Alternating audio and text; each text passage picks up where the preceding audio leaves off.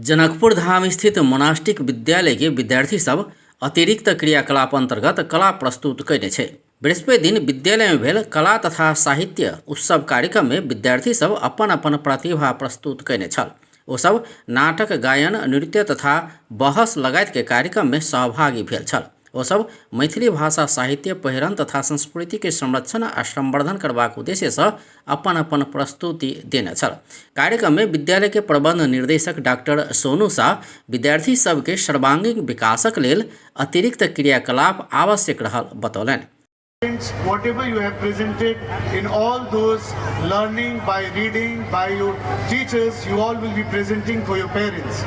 So our motive is that you all will be showing your characters, what you have learned. एहि उत्सव में कक्षा 1 से कक्षा 7 धरि के छात्र छात्रा सहभागी भेल छल।